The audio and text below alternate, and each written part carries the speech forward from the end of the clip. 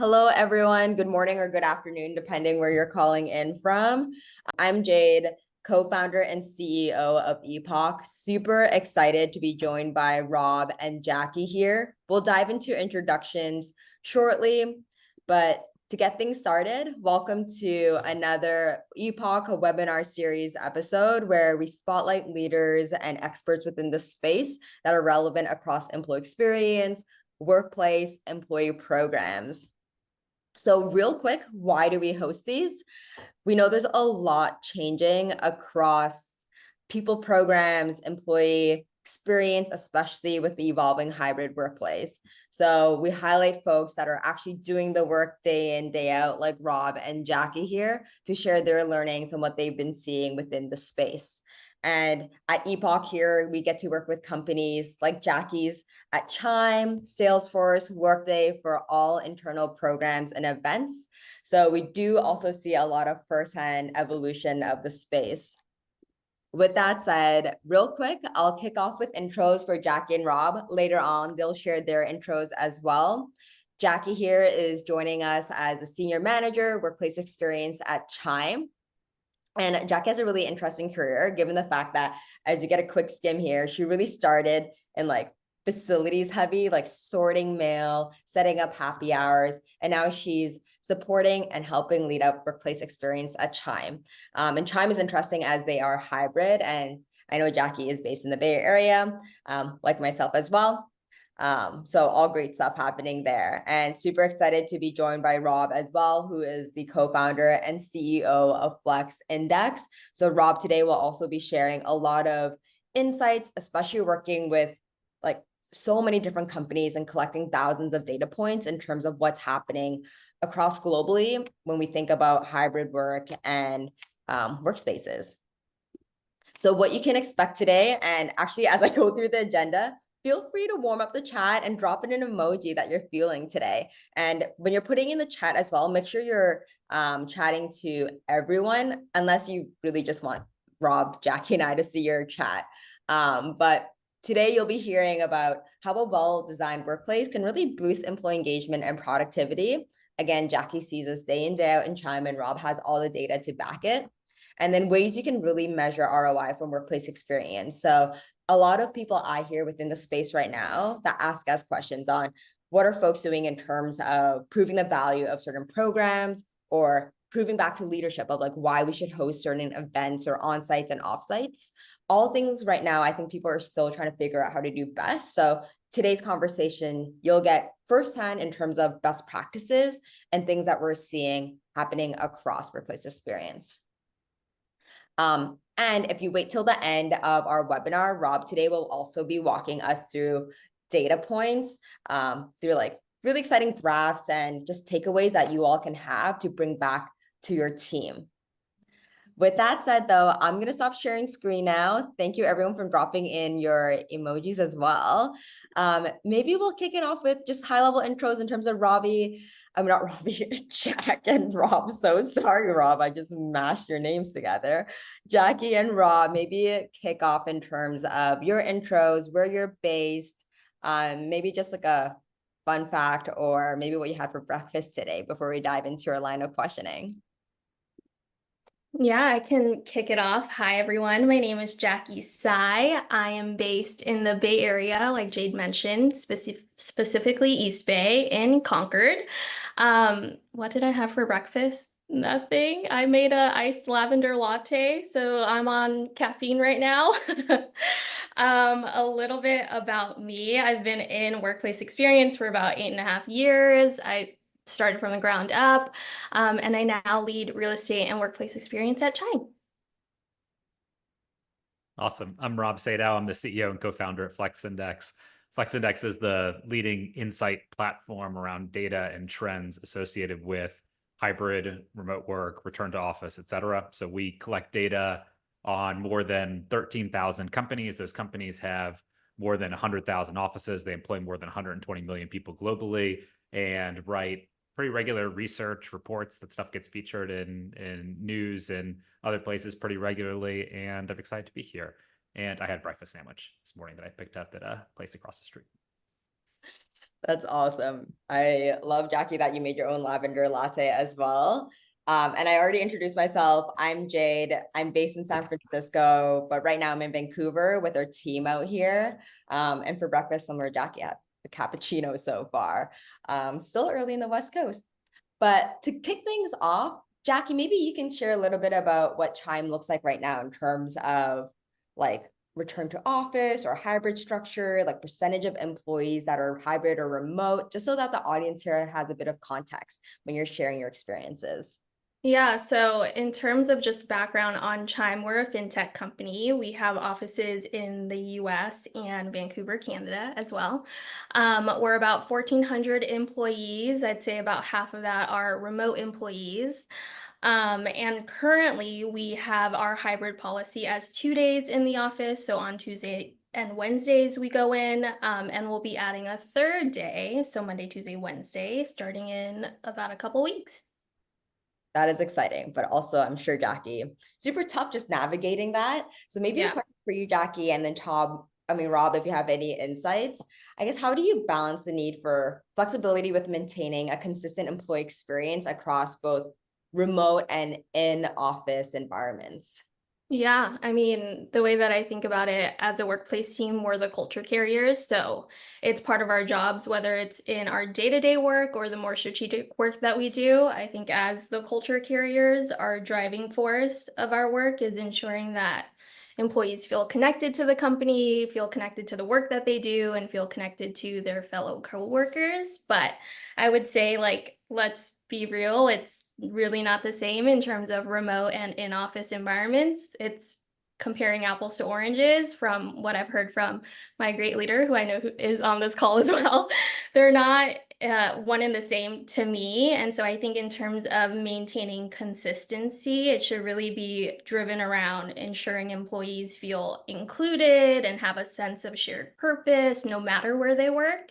I think in terms of inclusion, that should be top of mind in everything that we do, whether it's around meetings or events or the on-sites that you're hosting.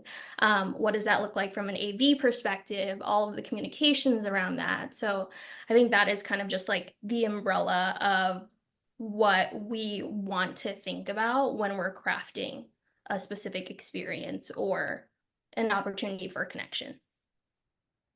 That's super helpful, Jackie. And I see a few folks putting questions in. We'll get to them at the end. So if you all want to drop it in the chat, like a few of you already have, or use the Q&A function, that'll be super helpful. But if there are some questions that are super top of mind and you all really want us to address like immediately, you can emphasize that in the chat as well. But I guess, Rob, have you seen kind of like what other companies are doing as well that's similar to Chime in terms of balancing hybrid, remote, and office environments? I think Chime's probably pretty down the middle right now in terms of what's happening more broadly, at least within US firms. So maybe to take a step back, one of the things that we look at on a quarterly basis, and we started to capture this data in Q1 of 2023. So we've had it for the last 6-7 quarters now, is we look at what percentage of firms adopt what type of policies and how has that evolved quarter to quarter over that time period. If you look across the US on an industry adjusted basis, we see about 2/3 of firms, so 67% to be specific, offer some level of work location flexibility, meaning that they are either hybrid or they're fully remote in terms of their policy type. The other third, so 33%, require full-time in office for corporate employees. Now, that varies quite a bit by industry, by geography, by company size. If you were to weight average the number of days required in the office across all firms, so if I were to take what percentage of firms require no time in the office versus 1 day, 2 days, 3 days, in our most recent report that we released earlier this month, the average now across the US is 2.63 days per week, right? So if you think about where Jackie is and where Chime is, and they're playing with 2 days and going to 3 days, that's pretty standard at this point. Within technology, it varies quite a bit based on company size. And so if you were to look at companies that are significantly smaller than Chime, so companies that were less than 100 employees or less than 250 employees, actually within that group, a much larger percentage of those firms have no required office policy. Either said, okay, we have offices, but employees aren't required to go in if they don't want to, or actually fully remote. the larger the company gets, the more likely they are to start to put structure the way that Jackie's describing around the policy. And if you go to the far other side, so at the big tech companies, so Salesforce, as you mentioned, Meta, Alphabet, et cetera, that's where 3 days a week required with some structure around it by far becomes the most common model. So I would say what Jackie's experiencing or describing is pretty down the middle based on what we're seeing data-wise. I know someone did ask this, and I thought it's actually quite timely to maybe prompt this as well. I'm not sure, Rob or Jackie, if you have insight on why 3 days. I mean, I think for us as a company, we know that we want to continue establishing an in-office culture. And so I think it was kind of just a matter of time, and it was a decision that was made by our leadership team to be able to continue expanding what that culture looks like. Obviously, we want to keep in mind of what that means to our remote chimers.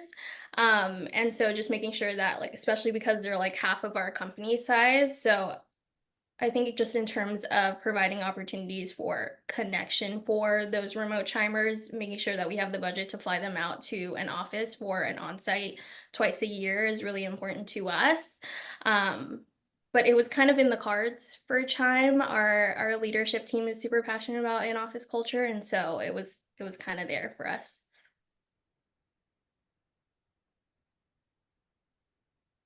Thank you, Jackie. And yeah, Rob, did you have anything to add, or happy to kind of bounce off that answer as well from yours, Jackie? I don't know if I could particularly speak to, I mean, Jackie will obviously know the thought process at Chime, much better than I would. I can share what I see for a lot of companies that maybe are in somewhat analogous situations, although I wouldn't pretend to know it's exactly the Chime thought process.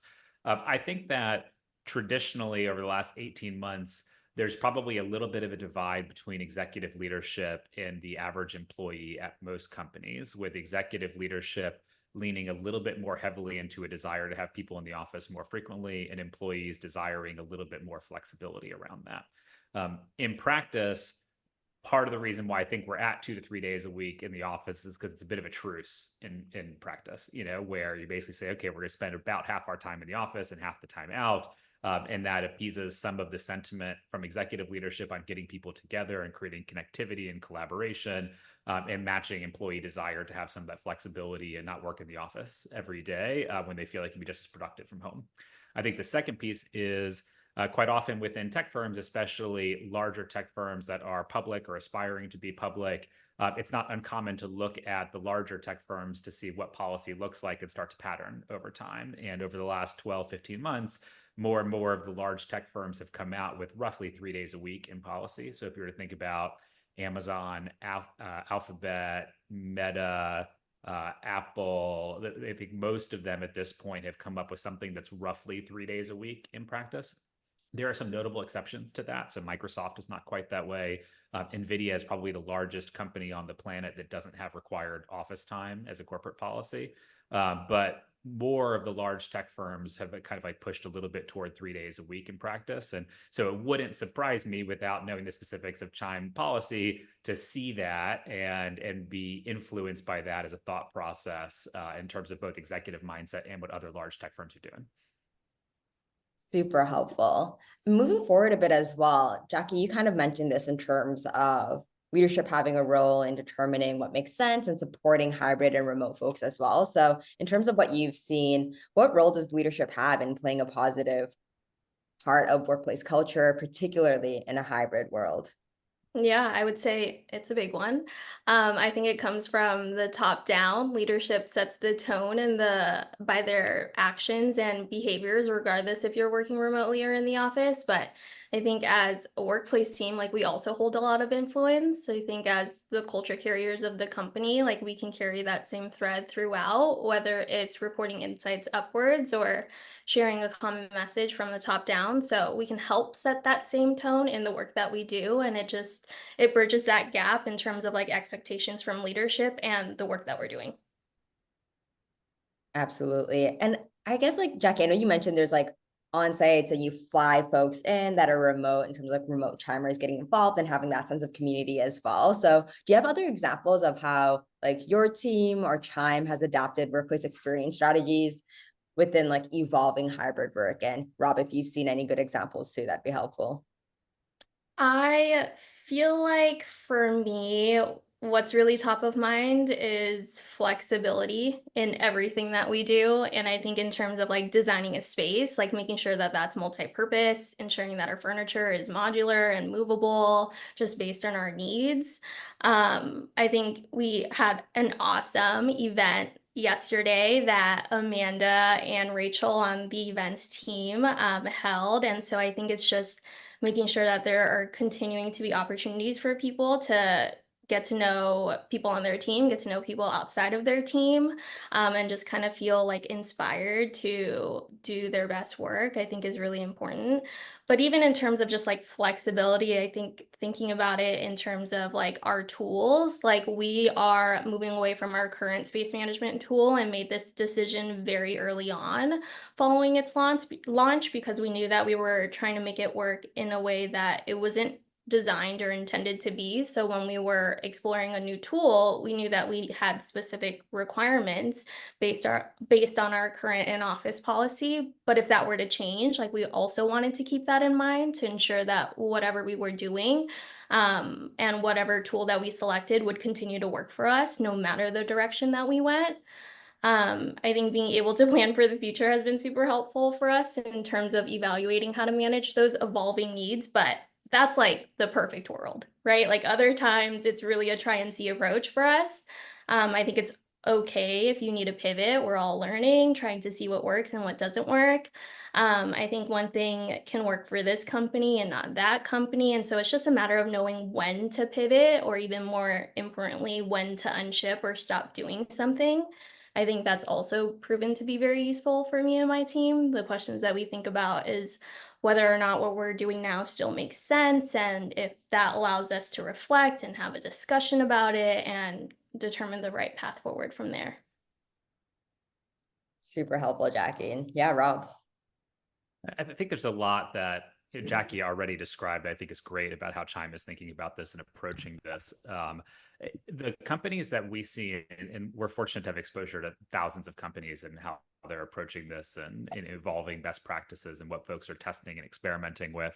I think the companies that are doing the best with this are accompanying some sort of policy with a point of view on what the office is for. And maybe the easiest way to frame that is in its opposite, which is the thing that is probably most frustrating to employees and delivers the poorest employee experience is if the expectation on the days that you're supposed to be in office is just to go in and do the exact same type of work that you would do if you weren't in the office, where it feels like you're commuting just to be in a place versus actually doing some kind of differentiated work or activity that is made available or possible by the office that you can't do at home. So examples of that being opportunities for mentorship, for collaboration, more meetings, more social type of activity. Like these are the things that the office creates. And if you look at any piece of research or survey that's come out over the last couple of years on why people would want to be in the office, the number one driver is ultimately who else is going to be in the office and what the experience is together in terms of being able to either advance the ball on work or relationship or professional development, something like that. And so where hybrid gets hardest, but also has the highest opportunity is in starting to differentiate the experience and the workflow between the days you're in the office and the days you're out. And so if you, for example, are requiring 3 days a week in the office, for those 3 days, what are the activities or meetings or things that happen that are different from the days that you're not in the office? And how do you publish what a team if it's a company-wide policy, it's easier. But if it's a team-by-team policy on which 3 days, how do you create visibility around that so people know when to expect others in the office to be able to do those types of activities? All of that requires a foundation of data that I think is becoming more and more important in this world, which is a pretty rich understanding of both how your office is being used today. So what are you seeing on a a daily attendance basis, a peak attendance basis, what number of your workstations are being used. As a result, how do you want to allocate time based on how people are spending their time in the office or actual square footage? And then how does that compare to others? So you understand what the market around you is doing to figure out best practices or benchmark around it. It's a lot of the work that we've been doing on Flex Index is trying to help empower organizations with that level of insight. But that's the destination in some ways for some of these hybrid evolutions is not just saying, okay, we figured out a policy and the right answer for us for a number of reasons feels like 3 days a week in the office, but what are the implications then for work and workflow and how we collaborate and how we set up space to optimize around that model, which is a more complex but a higher upside question. Yeah, super helpful. And there is a question in the chat that I think is quite timely to kind of put in now. Have you all seen, I am not sure, Jackie, if you've seen or Rob, penalties for folks that are not following the in-office policy? Not currently. We're trying to think about it, but I think as of right now, we're just really focused on making sure that we're creating environments and opportunities for connection. And so that's been our main focus. But right now, no, but I don't think it's out of the question, because that is another question that my team continues to ask me, is that like, who's enforcing the policy? You know, like what happens if someone doesn't? So yeah.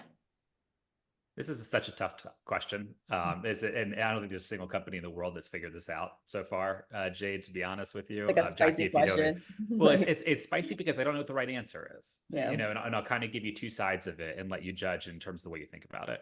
On the one hand, employees are infinitely creative, especially when it comes to getting out of things they don't want to do. And so if you set a policy, they will find the corner and the edge in that policy. Meaning, okay, 3 days a week. Well, how many hours constitutes coming in? Is it badge swipe? Right, exactly. Coffee badging. What happens if actually my job requires me to be on the road more? Do those days count as in-office days? And therefore, whoever's doing the analytics on the badge data has to not only do that, but cross-reference against everybody's schedule to make sure they weren't at client meetings or a different place that they were supposed to be that day. This gets really hard. And even the companies with the best data infrastructure in the world are not particularly great at figuring out whether someone really was in office or for the right amount of time or should have been there, et cetera. And that makes it hard to enforce in practice. On the other hand, and where I would flip it is, there's nothing worse for a company than setting a policy that you don't actually drive adherence toward, because it weakens the entire culture of the company.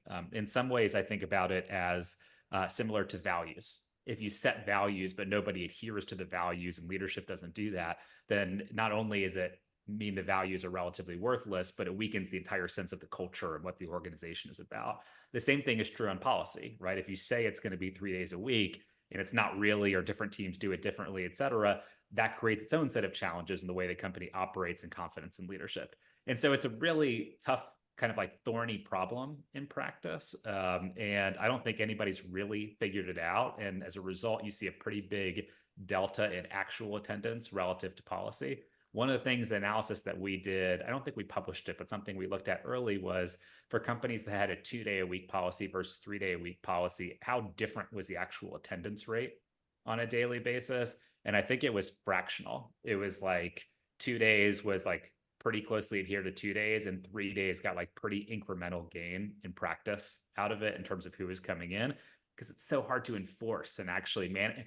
The third piece of it, and then I'll stop going long on this question, but the third piece of it is managers don't really love to be in the game of enforcing policy, right? Like they want to focus on their team's core objectives and their relationships and what they need to accomplish to deliver on company strategy. Employees complain to them about being required to come in more. Executives ask them whether people are coming in the amount they're supposed to.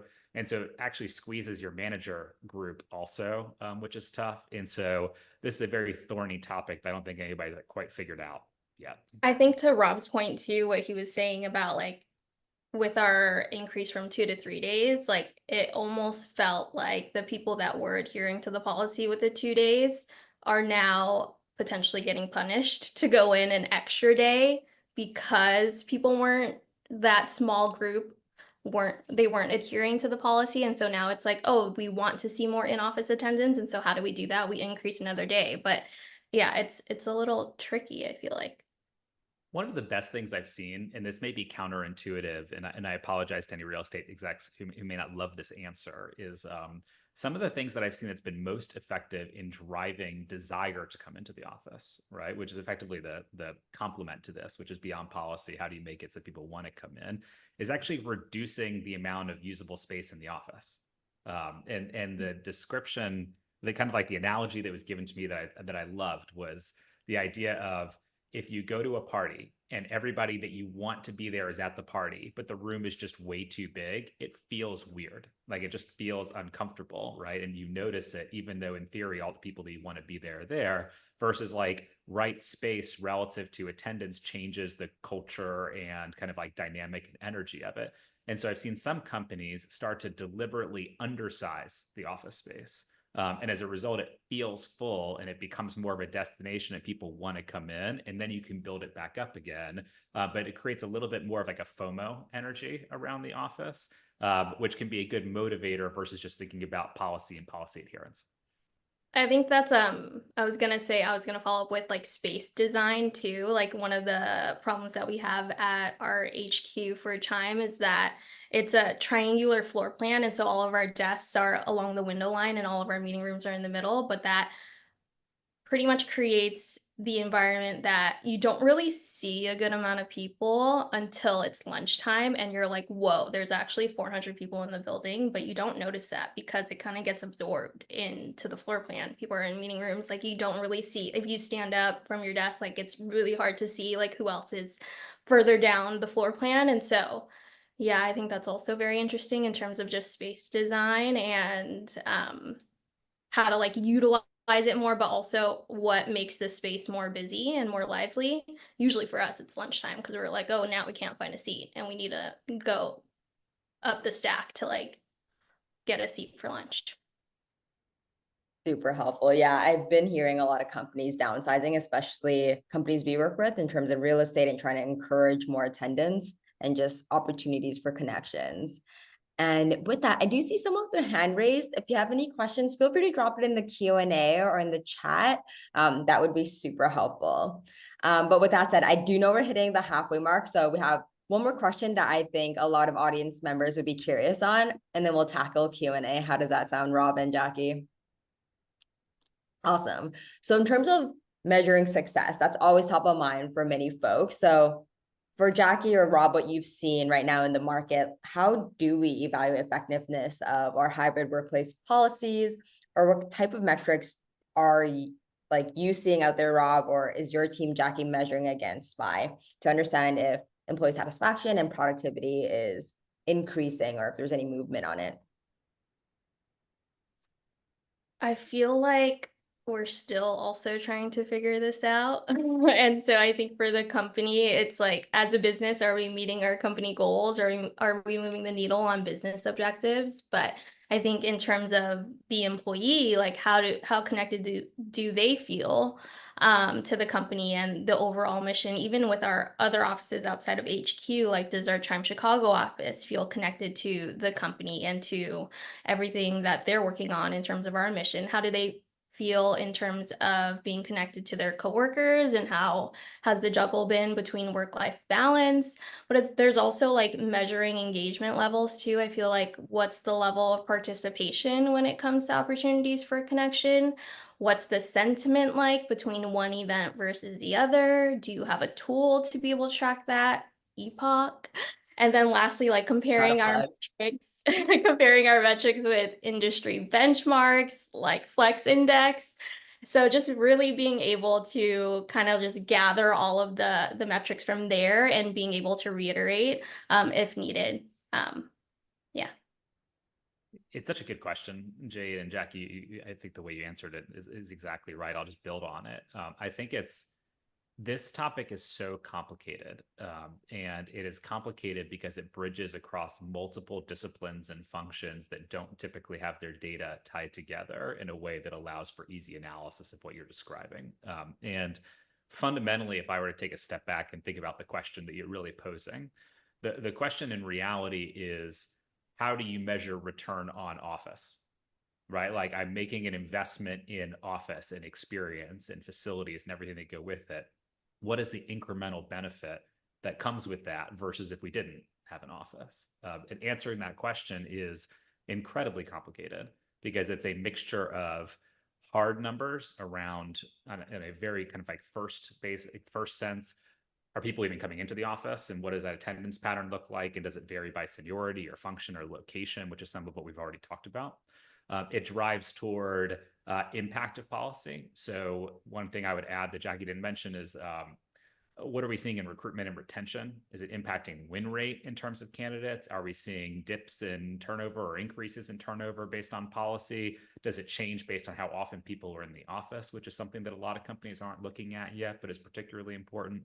And then to your point, driving toward performance and productivity, which is the holy grail, is hard. It's really hard because what does it mean to be productive if you're an executive versus individual contributor, if you're a marketer versus an accountant? It's just these things vary within company and across company. And so starting to actually get to an understanding of, do we see different performance measures or kind of ratings relative to time spent in office? Is that a reflection of our own bias relative to our point of view on the office, or is it actually a true performance of measure of performance rather? Like, these things are complicated. I think the answer over time will be increasingly stitching this data together so you can have it in a single pane of glass. And that requires integrating across occupancy data, lease data, financial data, performance data, HR data, engagement data. I think that's where we're headed over the coming years, is being able to say, hey, look, not only within my company can I look and say, oh, people who are coming in the office 3 days a week versus 1 day a week are staying longer and are performing better and getting promoted at a faster rate. What does that mean for our culture and our kind of like how we operate on an ongoing basis? But also, is that aligned or misaligned with what we see across 1,000 other companies like ours? And what are the trends at scale and what this looks like?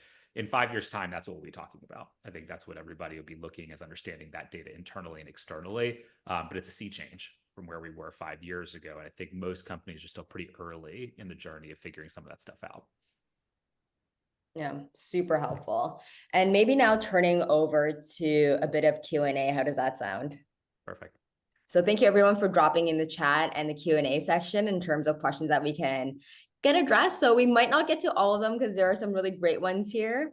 But as we push through, if you really want yours emphasized, we'll be sharing Jackie and Rob's contact information afterwards as well. So one question I think we kind of answered a bit, but it is interesting in terms of what incentives have worked for getting folks back into office. I think a lot of people are talking about like earning people's commute back into office. I know Robbie kind of alluded to a few. Jackie mentioned there's some on-sites or events and programs that make it a bit more meaningful. So maybe Jackie, we'll start with you. Like, what have you seen like examples in the past few months be successful in getting folks not only participating in office, but you see like an increase in engagement or just overall happiness? Yeah, I think it was mentioned in the question just in terms of commuter benefit, but that was something that was rolled out when we rolled out hybrid work at the beginning of this year. Was we offer $150 a month to employees that need to come into the office. And that's not increasing with the third day, but it was still really helpful. I mean, for someone like me that lives 30 miles out, like that is really helpful. I think in terms of childcare, we offer this benefit called Urban Sitter.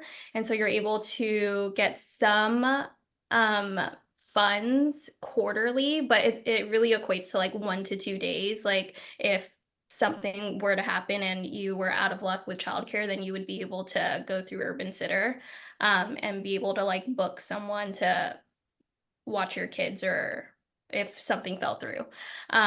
So that isn't increasing, but that was a great perk at the start of our hybrid work rollout. I'll answer in a slightly different way, less benefits oriented and more kind of like approach oriented. Alignment of executive attendance with the policy is hugely impactful on whether people come into the office or not. And I say that in both directions.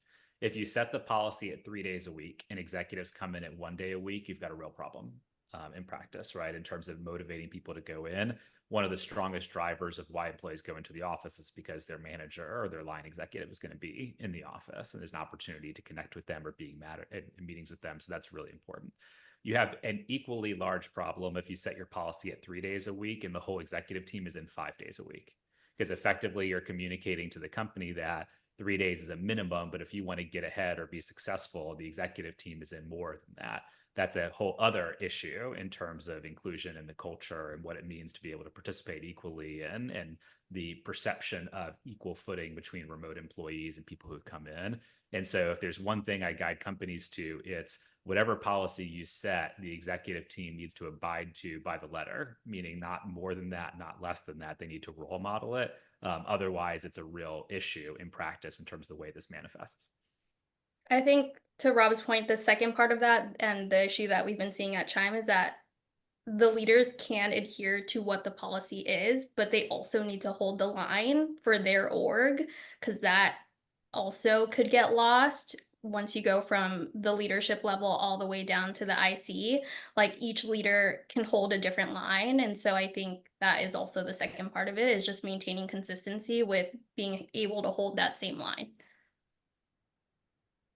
Super helpful. And this is kind of tied to incentives maybe, but there was a question about snacks, coffee, and just like food within the workplace. I think early on, a lot of people that we spoke to were asking if other people had like lunch programs, that was a big enough incentive to drive people in. So curious, Jackie and Rob, if you have any perspectives or opinions on this. I mean, we're all employees too. I think people forget that. Like, I love food, and I think most people love food. So we do offer lunch 5 days a week. In San Francisco, we also offer breakfast, but we're very spoiled. We have an on-site kitchen. I think the other perk that's also very nice is just having really great coffee. And so we've installed the La Marzocco espresso machine, and people are loving it. They're learning how to use it. They're building connection around it. People are teaching each other. They're showing people how to make latte art. And so I think it's just elements of trying to bring that community aspect of the outside into the office is really nice. But yeah, I mean, people continue to love the free food, the snacks, all of it. Yeah, and I'll add, it's like going to the office is expensive. It just is, right? Like, and it's easy as an executive to forget that, in terms, because your compensation structure might be different, the way you get there is different, but you commute, you park depending on where you are, you pay for food. Everything about going into the office is more expensive than being at home, And so there's a piece of it that's around the community. And one of the great things about lunch or coffee is it's not only something that therefore is free if you offer it, but it brings people together, which adds to the value of being in the office. But it changes the cost equation. You just think about it a little bit differently in terms of what it is to come in. And if you have food at home that you bought and made, you bought groceries and you make it home, for example, it is going to be cheaper than buying at a restaurant every day if you come into the office. And so being thoughtful around that as a company leadership team that sets policy is helpful in that regard. Okay, super helpful there as well. Yeah, food is always just such a great connector, all in all. There's a few more questions. So I'm gonna select one or two more, unless like Rob and Jackie, as I'm skimming through, was there anything else that you think would be important for the group to hear about, or things that you've seen in terms of trends within the space? I think we covered a pretty good range of topics. I saw there's just one question around, and this question always comes up, around mandates versus employees' choice. When I think we'll have this conversation now in 5 years and 10 years from now too. And the answer is like there's no perfect approach to it, right? Like the downside of employees' choice models is it is more complicated to get the right people together at the right times, and the impact of that escalates with size of company. I'll give an example. Like if you're a 50-person company and you might hire one person at a time in practice, right? Well, being employee's choice is a little bit easier because it's easier to get to meet everybody, and you can do that through a single offsite or a day where everybody comes into the office. Like that works. If you are a multi-thousand person company and you hire in classes, for example, and maybe you have 20 people or 30 people start at the same time as new grads for whatever, and the people who are their managers or mentors or cross-functional collaborators are not in the office, right? Like they're doing their own thing because it's employees' choice and they do whatever works for them.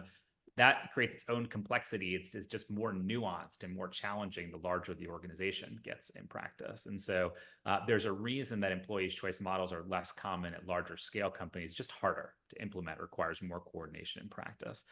At the same time, you lose some agency for employees in moving toward more structured models. And that's complicated. Employees want agency, both in their work and in their career, and they will look at other opportunities. And so this is why in the conversation we had earlier, I think it's so important to set policy thoughtfully, adhere to that policy, and make it really clear kind of like what the expectation is, because similar to values or mission, you don't set values for a company, making it so that your values are attractive to all people in the world. They're specific to your company, right? And people need to buy into that set of kind of like values or experience for your company. You're going to have to make a selection here, knowing that there's some downside associated with it either way, and invest to try and support on the other side of it. And just be as clear as you can with your employees around kind of like how to think about what that opportunity is. I mean, you're not going to please everyone. I think that's something that we just all have to accept, like with COVID and us working from home, I think that's something that we all kind of kept to ourselves, just in terms of what's important to us and the values that we want to hold and keep for ourselves, and how we want to view work and work-life balance. And so I think, to Rob's point, is really just, it needs to be unique to that company, and you either buy into it or you don't. Awesome. I think that's a great way to wrap up on. So thank you, Jackie, for those great ending words. But with that said, we are hitting time. I guess, Rob and Jackie, if people want to continue the conversation with you, how can they best find you? Sure. LinkedIn for me. Feel free to connect. I'm always happy to chat. I love connecting with other workplace professionals. And if you would like a tour of the Chime office in San Francisco or Chicago, please reach out. We're happy to have lunch and connect further. And for me, I publish a lot of our research and our work on LinkedIn, so you can follow me on LinkedIn. We also, on our FlexIndex site, flexindex.com, we publish monthly and quarterly reports with insights and statistics on how things around flexible work are evolving, as well as we have products for benchmarking workplace usage and data relative to peers, and even launched something about 6 weeks ago called FlexGPT, which enables you to actually query all of our policy information. It'll spit out charts with how different companies by industry or size, et cetera, are approaching flexible work. And so there's some cool stuff to play with there too, to get more insight. Amazing. Then to wrap us up, to Rob's point, I know we didn't get to share all the data points, but he did share really great insights already. And we'll follow up at the end of this webinar with how you can access office benchmarks, like Rob mentioned, and all the great research that FlexIndex does. And if you have any questions on how to find this, Rob did share his email on the chat. But to wrap us up, thank you so much for joining us. And if you liked today's conversation, Epoch is going on tour. We're having our own little Eras tour starting next month. So if you or your team are in any of these cities and are interested in connecting with the community, not just via webinars, but in person, here are some dates in front of you that you can join us in for, and we'll be sharing this as a follow-up as well.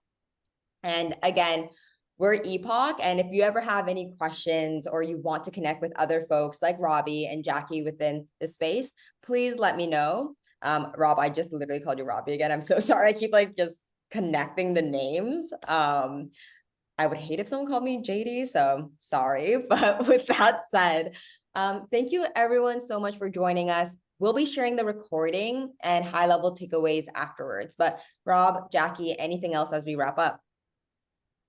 No, thank you for having me. Yes. Thank you everyone for joining us, and thank you for such an incredible, engaging conversation. I am going to go grab a breakfast sandwich now too. So I hope everyone has a great rest of your day. Thank you. Yes, thank you, Rob. Thanks, Jackie. Bye all.